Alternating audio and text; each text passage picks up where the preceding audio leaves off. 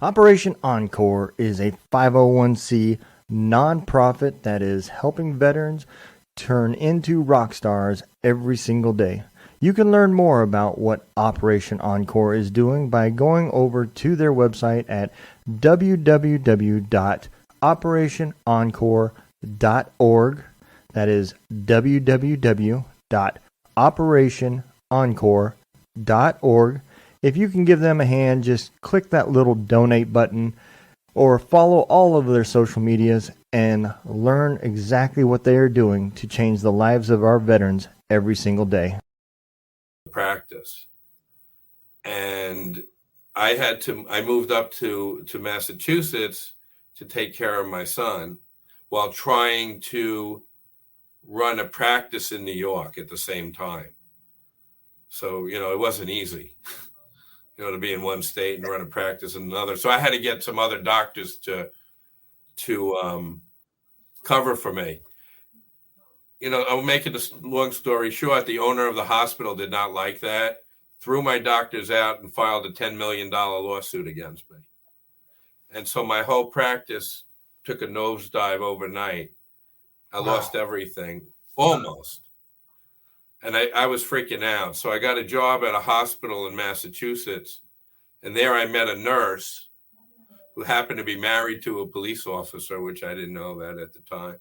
And she said she would help me rebuild my practice, by starting a pain clinic. And at first, I was seeing patients in the hospital. They gave me an office. And look, some of them came in with records and everything. And one guy was shot in the eye.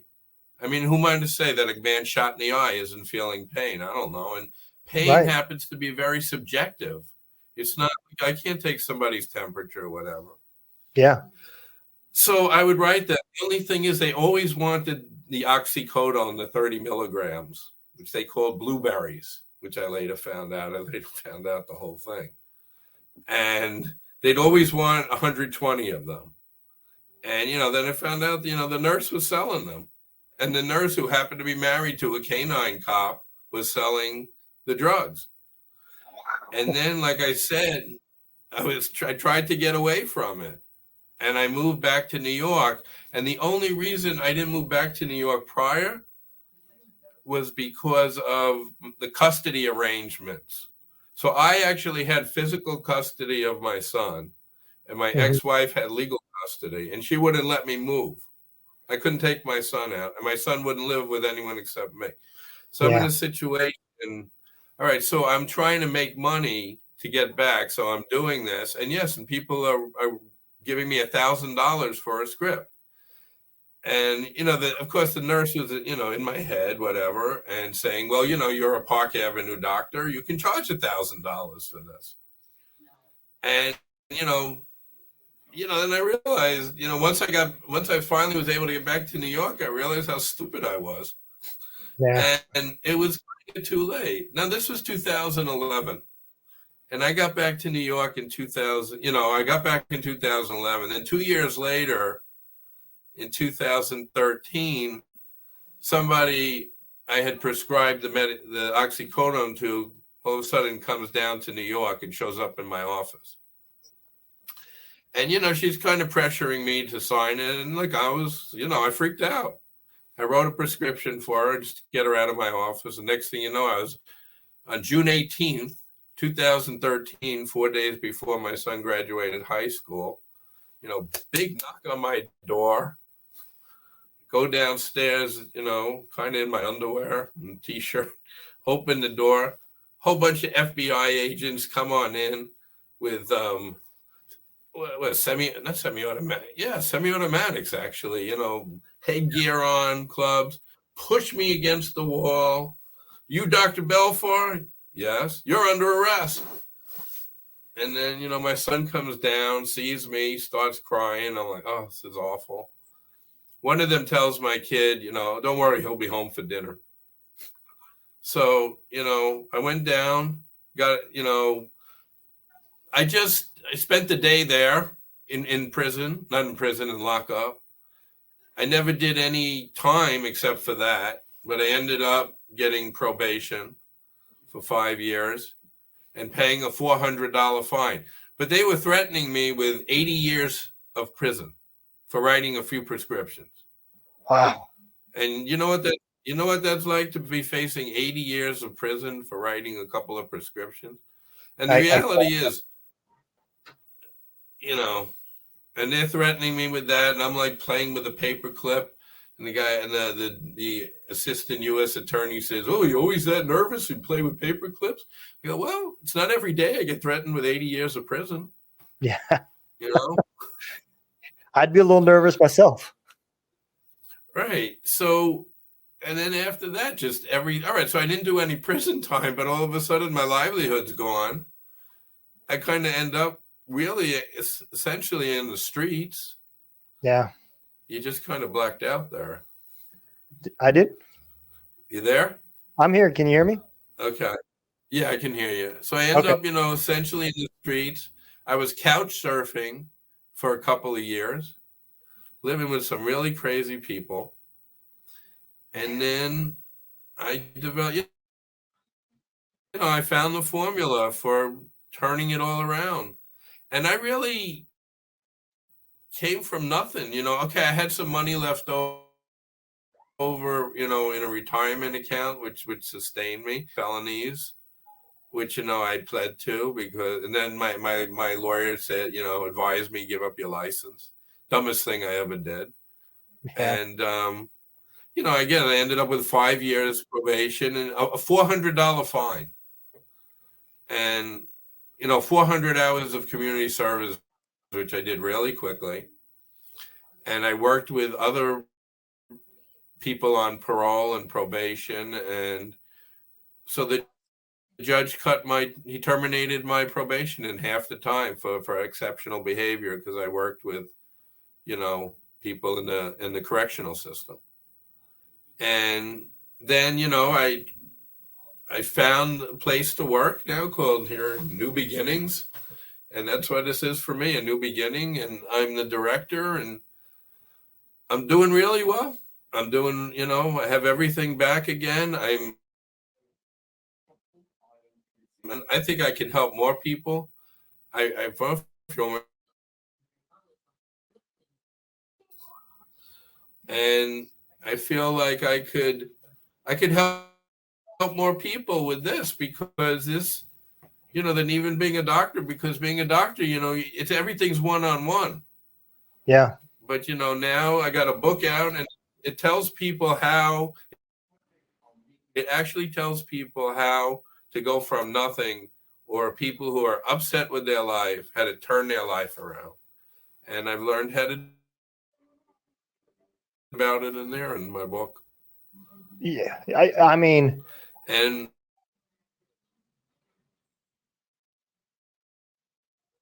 I can't even imagine how hard it would be to go from. Hello? Can you hear me? I think you froze. I can see you.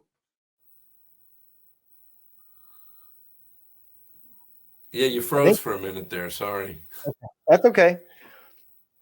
So one thing I noticed, right, when not very many people can make it from being homeless back to where you're at, right? And Correct. in the veteran community, I know it takes that that moment where the soldier's just completely broken before he finally realizes he needs help and starts asking.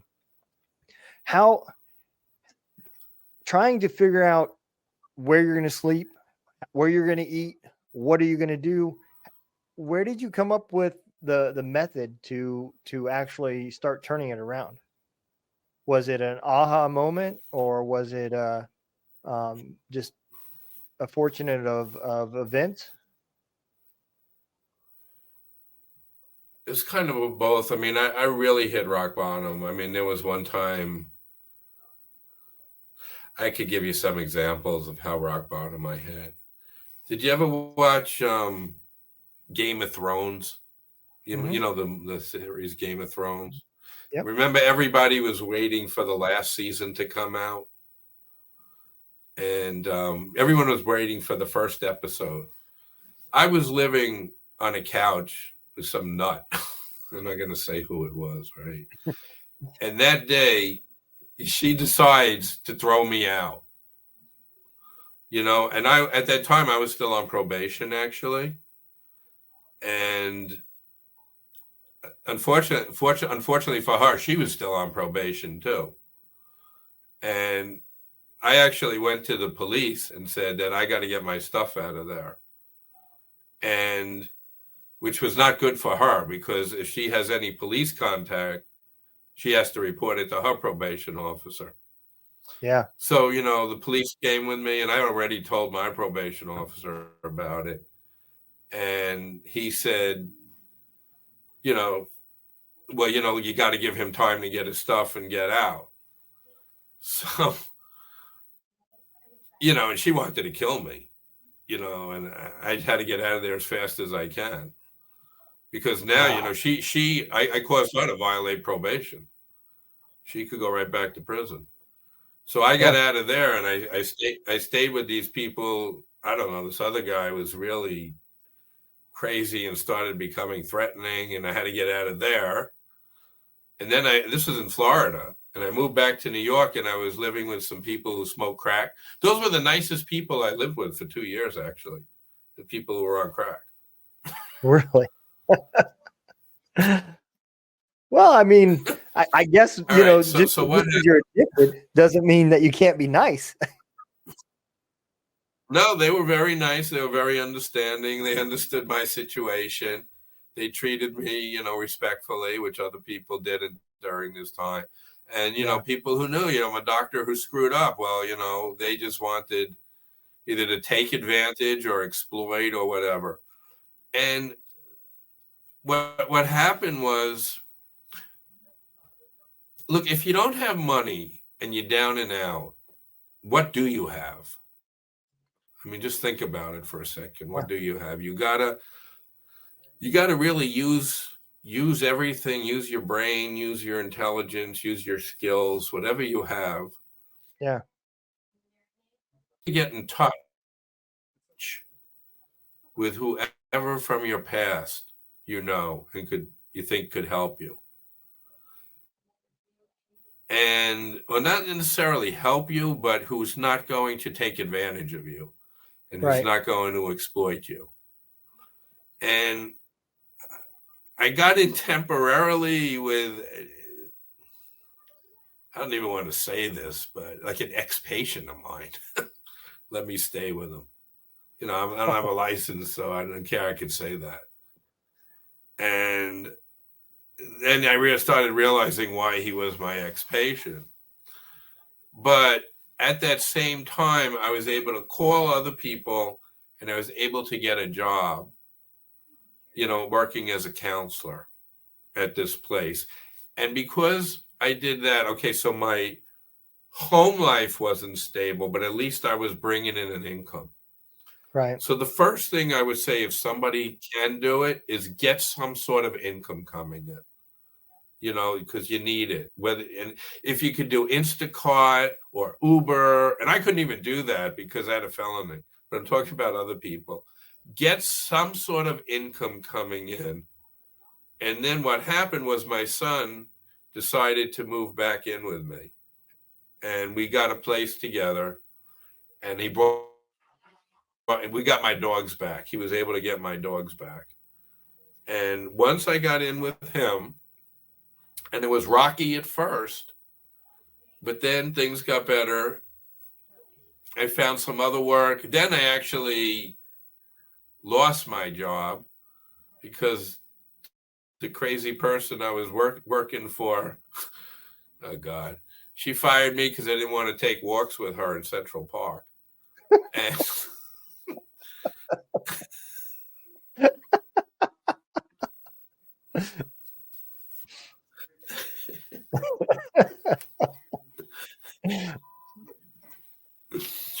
so then, I don't know, I was down, I was living with $1,000, and I don't know,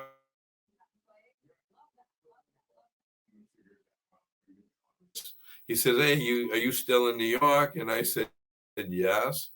And then he says, well, I can remember my friend. And I said, "Yes."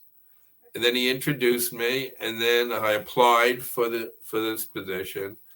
They kind of knew who I was. They knew my credentials. They knew what I was capable of. And I started working there first as a counselor, but it's a year and a half now later, and I'm not only the clinical director, I'm kind of the ambassador for them. I go on podcasts for them. I go on television for them. I used to be on television.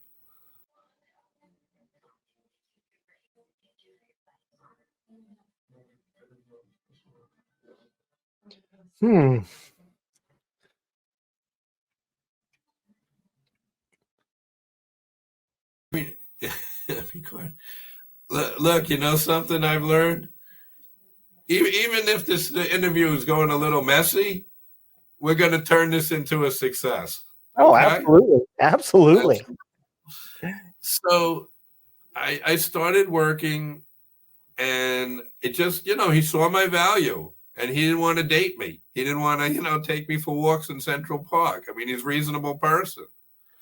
So, and he saw that, I was good with the look. So let's say, for a veteran, and, I used to work in many VA hospitals. I did during my training. I worked in the Bronx VA, the Manhattan VA, and Jamaica Plains VA up in Massachusetts.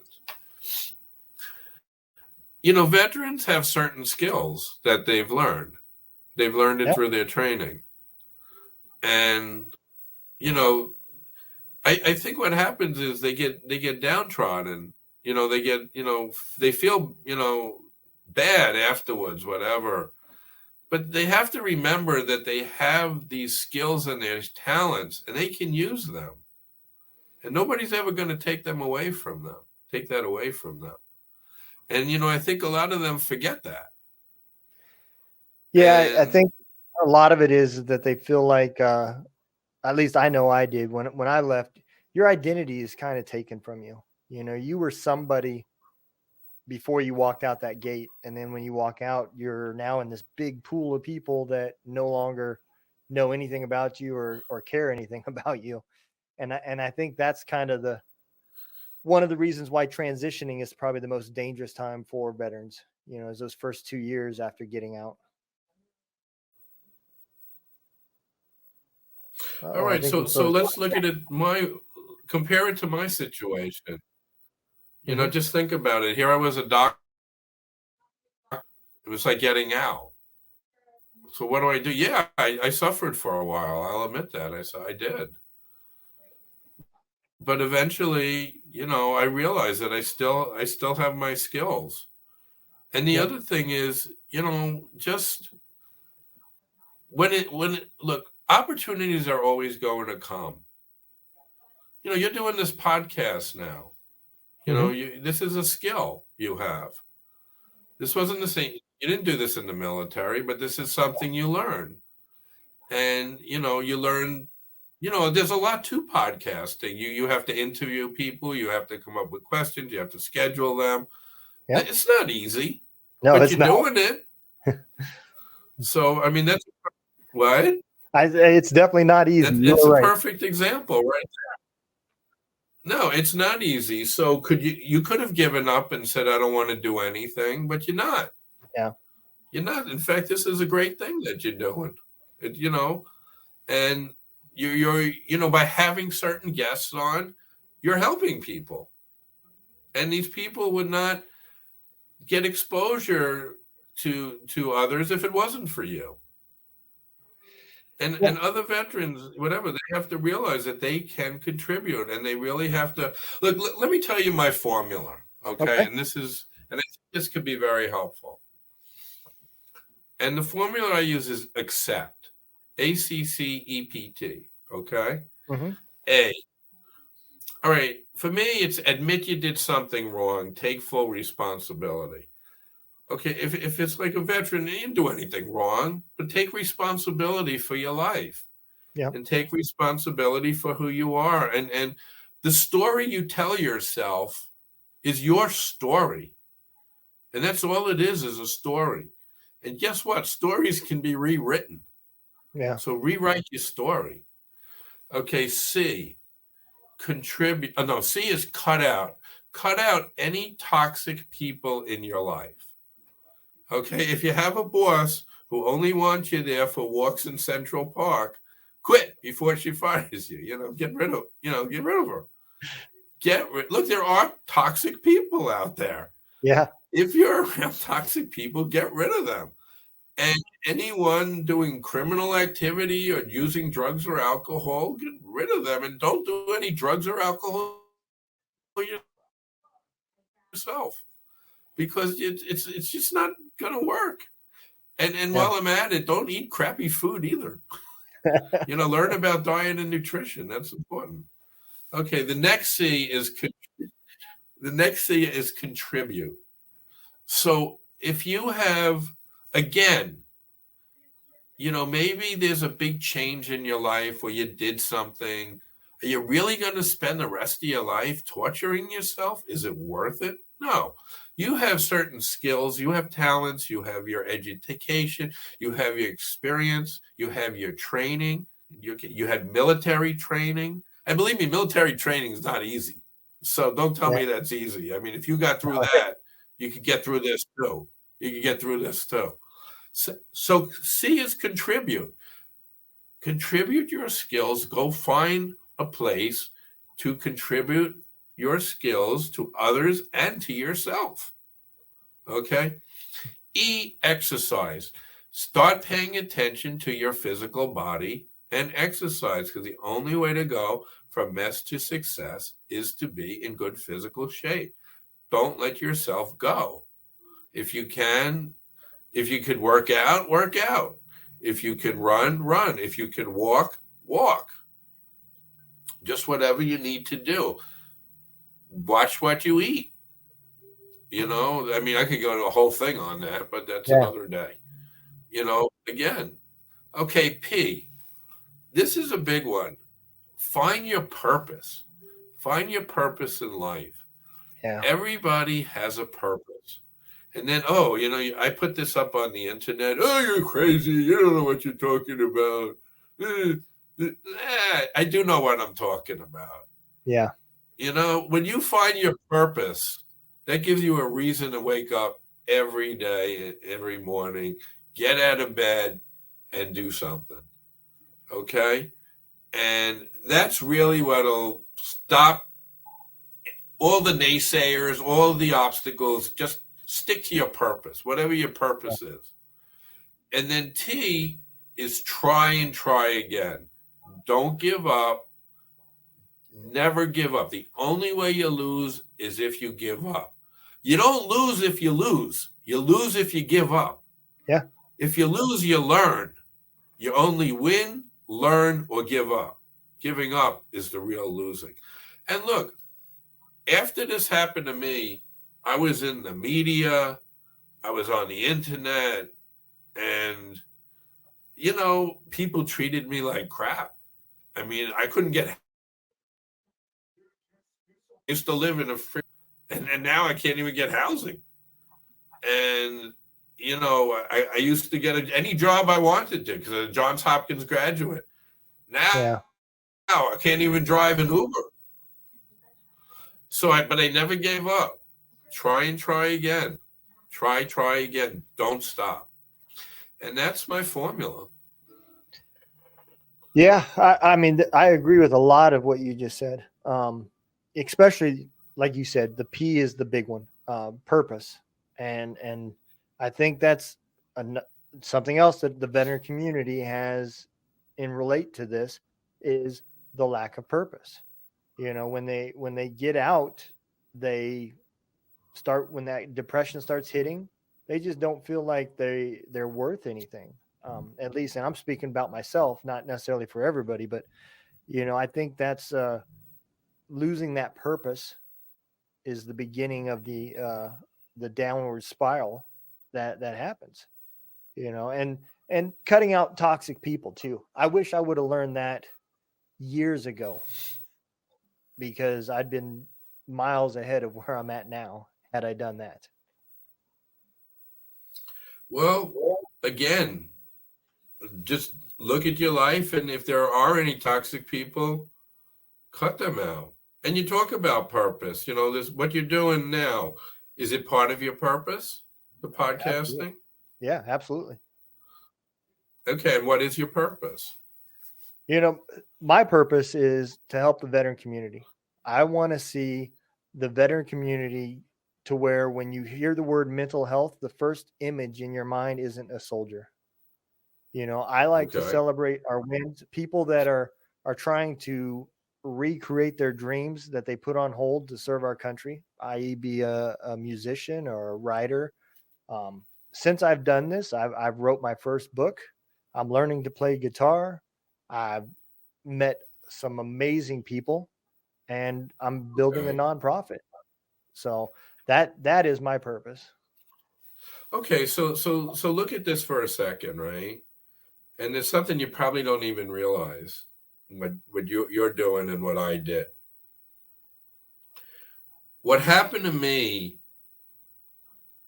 was my enemy. This whole trauma of getting arrested, losing my license, losing everything. It was my enemy. It ate me up inside. The whole trauma. What I've done, if you really look at what I've done, I've made my trauma my partner. I'm going out publicly talking about it. Now I have my trauma right here, my buddy. He's getting me on these shows. He's helping me author books. He's getting me on television. My trauma isn't my enemy anymore.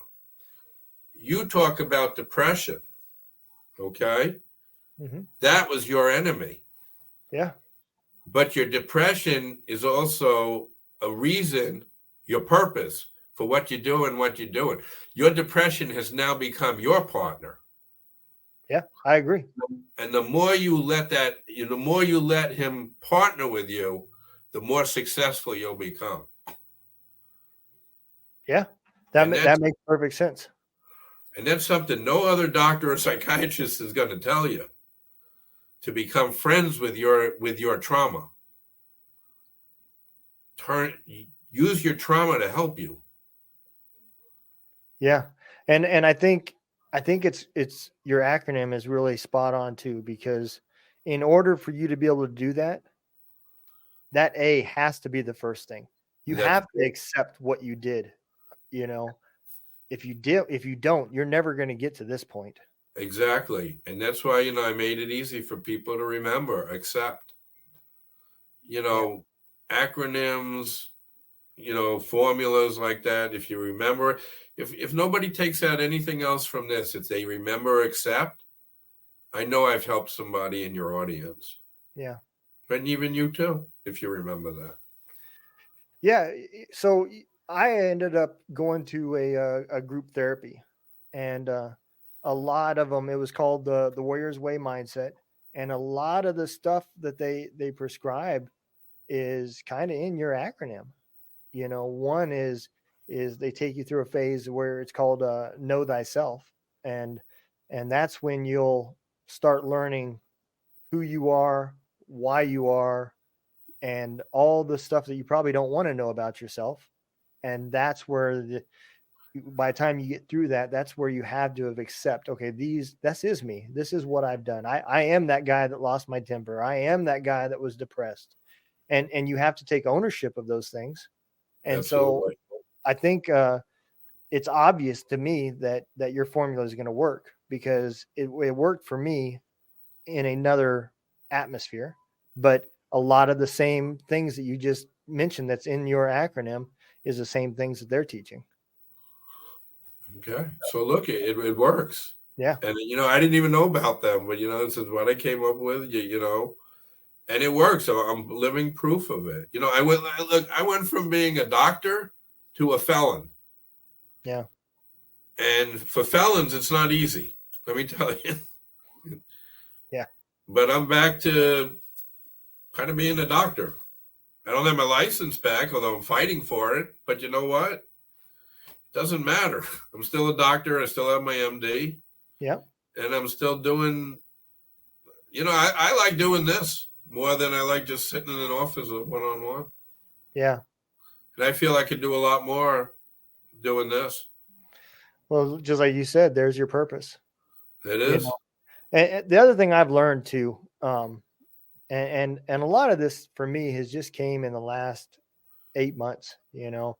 I retired in 2014, and I spent, I didn't go through some of the traumas that you went through, but I was in that category of where I just didn't want to live no more. I didn't want to be a part of anything anymore. And, here lately, this last year, what I have discovered is that everything has a purpose. There's a reason for everything. And maybe the fact that where you're supposed to be is where you're at. And that is how you can help more people. And had your events leading up to this not happened, there would be a lot of people that you probably wouldn't have been able to help, because you'd still be stuck in a room doing one-on-ones with people that only have the insurance to come to your facility. And possibly just writing oxycodones for people too. Yeah. And other crappy drugs and toxic drugs. Yeah. Something I'll never do again. Oh yeah. Yeah. I bet, man, I seen the damages from that drug. Just with some soldiers, you didn't see it at first, but as the war continued to go, I don't think any of us expected it to last 20 years, but it wasn't uncommon for you to know somebody that got hurt as the years went on. Those numbers grew pretty large. And we had some guys that was in our unit, and one of them was addicted to pain pills, prescribed to him through a doctor from the military. And then after his wife came forward and stated that he was addicted, that it wasn't pain, that he was an addict, we ended up taking his security clearance away and moving him on to another unit. And it's like, after seeing that movie and now hearing your story and thinking back to some of these soldiers, man, we put them in that crappy position by giving them the medication. And then again, we did it the military way. We didn't provide the help afterwards. Correct. Yeah. That's a tough. I just can't even imagine going from a Park Avenue practice to your story, man. My hat's off to you. That's awesome that you were able to turn it all around, Well, thank you. And let me tell you the other great part about turning your life around. When you turn your life around, others around you get inspired by you, and they can turn their lives around. So after I turned my life around, there was a gentleman I know, a 26-year-old man who was, finished college, but he was very upset, very angry. And, he was living where he didn't want to live. And he was working in a warehouse. And he was working actually for a dollar less than minimum wage. Wow. And he could barely support himself. And now it's 3 years later. And in 2 months, the same person, with my assistance and my coaching, will be graduating from law school. That is awesome. And to even make more awesome, that just happens to be my son. Oh, that is awesome. Yeah. That is, man, my hat's off, man. That is awesome that you can not only get yourself there, but now you changed the projection of somebody else's life as well. And I've done it with others too. I know when I was, I told you I did the, the community service. I told you I had to do 400 hours of it. Yeah. And I was working with, other people on probation and parole. And there was one gentleman, he was 29 years old. He was actually from the Dominican Republic. And he came here because he was drafted by the Philadelphia Phillies, to play professional baseball. Mm-hmm. And he hurt himself, so he couldn't do that. And, he didn't know what to do. And somehow he got involved with these people and ended up being arrested by the feds. And he did a little time, and then he's on parole. And, he was living by himself, actually on house arrest, except, he was allowed to go out and, make a living. And all he did was drive for Instacart. And he, sometimes he'd make less than minimum wage. Yeah. And I was allowed to work with him.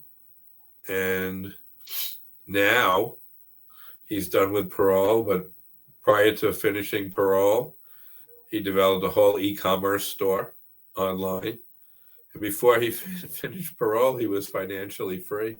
He didn't even have to work anymore. Wow. That's awesome, man. I think it goes back to something you said earlier too, about being able to use your tools. And when you get in that situation, now you're forced to focus on, okay, what can I do versus what I can't do? And Absolutely. a lot of stuff gets overlooked in your day-to-day life, So yeah, I think that's awesome. And again, I think it takes that person to accept and start looking up versus just sitting there playing the victim card and giving up. Yeah, because there's no point. I mean, just think about it. If you play the victim, nobody cares. Yeah. No, It's up to you. You are absolutely right. Well, Doctor, I'm gonna bring you forward. I'm gonna let you promote your book, and I know I've had your website going down here at the bottom, but go ahead and tell everybody where they can get your book and show them another picture of it so that they can see it. Sure. And, see, I'm trying to lose a little weight. I've lost 10 pounds since the book. That's but awesome. It's Mess to Success. It's How to Overcome Adversity. And it's available on Amazon. And it's pretty easy reading. But on my website, if you go to my website, WilliamBelfarmD.com, you could see, some of the things I've accomplished after I was arrested. And, you could see sort of what I was like before. And, there's a little video on the front, and it shows you what I was doing before and then after I was arrested and then what I'm doing now. And also, I'd be happy to, I have a coaching program. So, sometimes people need a little more than a book. I know I did. And, if you go to my website, you just click on the top of make an appointment, and I'll have a free one-to-one consultation with you. And then, we can discuss whether, you want to have coaching or not. And I'm sure I can help you. But the call is absolutely free. I'm not charging anything. And, wait, see if what I can do for you and if we're a match. Okay. All right. Well, I'm going to go and put you in the green room. We'll go ahead and throw the exit video up. Doctor, I appreciate you coming on. A tremendous story of adversity. Man, my hat's off to you. I'm glad to have gotten to hear it. Yeah, and love to be back if if you'd like, or I'd love to speak with you privately too if you'd like. Be very happy to. Absolutely. You did a great job. Yeah, I appreciate it. All right, Doctor. Man, some of those things, listening to that story, it really makes you appreciate some of the things and even some of the things that you went through yourself, because you now can understand that you have to accept your responsibilities. There's steps to this. Medication, as I have always said, is not the cure. It might help you get to that point, but it's not a long-term cure like um, they seem to want us to stay on. So you do have to take these responsibilities, and to hear stories like this and see other people come out the other side with a win is amazing. I hope all of you guys enjoyed the show. I know I did. And I hope all of y'all got something out of it. Like he said, remember, accept. So we will see y'all next week. Y'all take care. Be safe. Remember, don't let the day kick your ass. Kick its ass.